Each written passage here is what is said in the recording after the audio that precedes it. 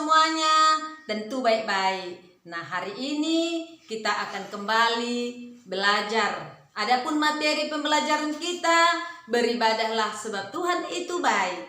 Nah, sekarang kita harus mempersiapkan diri dengan alat tulis, baik buku yang untuk kepentingan belajar kita.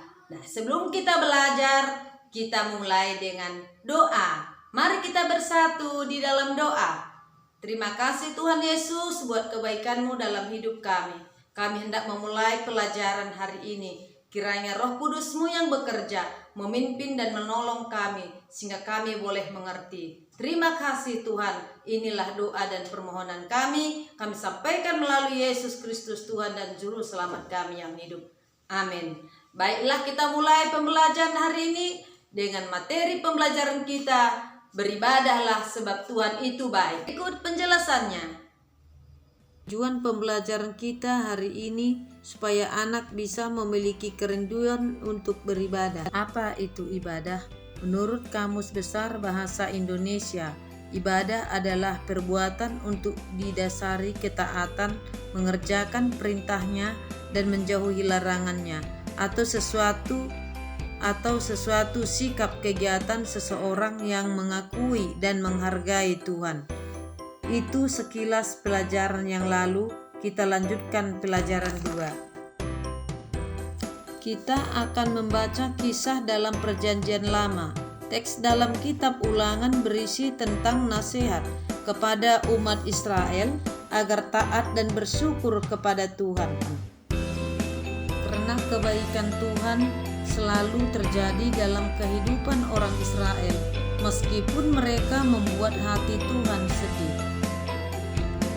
Sering sekali nenek moyang Israel dan keturunannya menyimpang dari kehendak Allah. Mereka menyembah berhala dan melakukan perbuatan dosa. Misalnya, tidak peduli pada orang yang susah, suka membuat orang menderita. Tapi Tuhan tidak dendam, Ia tetap mengasihi orang Israel dan meminta mereka untuk melakukan kebaikan. Dalam kitab Ulangan, Allah mengatakan membela orang-orang, siapa saja tanpa memandang bulu.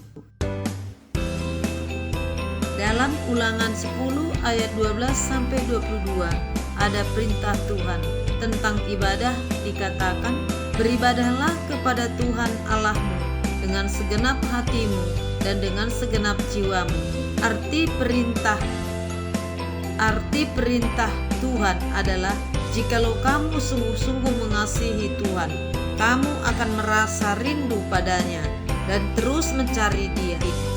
Dari penulis Mazmur 100 menuliskan, mengapa orang Kristen beribadah dan memuji Tuhan? Karena kita milik Allah dan selalu dipelihara dengan baik.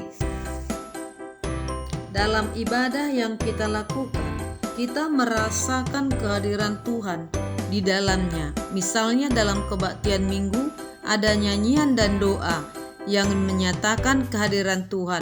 Mohon kehadiran Roh Kudus.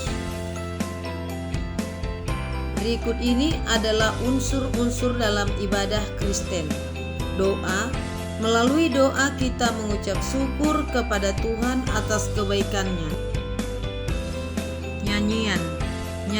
Melalui nyanyian orang Kristen menyatakan banyak hal, misalnya pujian atau syukur kepada Tuhan, penyesalan, harapan dan kesaksian tentang Tuhan.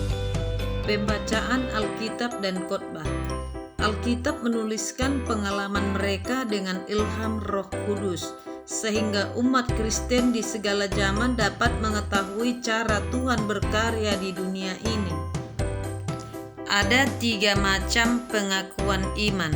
Pertama, pengakuan iman rasuli. Kedua, pengakuan iman Athanasius. Dan pengakuan iman Nicea Konstantinopel. Akan tetapi yang paling sering diucapkan dalam kebaktian minggu adalah pengakuan iman rasuli. Oleh sebab itu, anak-anak, mari dengan beribadah menyatakan syukur dan harapan kita kepada Tuhan. yang selalu baik kepada manusia dan ciptaannya. Ibadah adalah wujud persekutuan kita yang dengan Allah dan sesama manusia.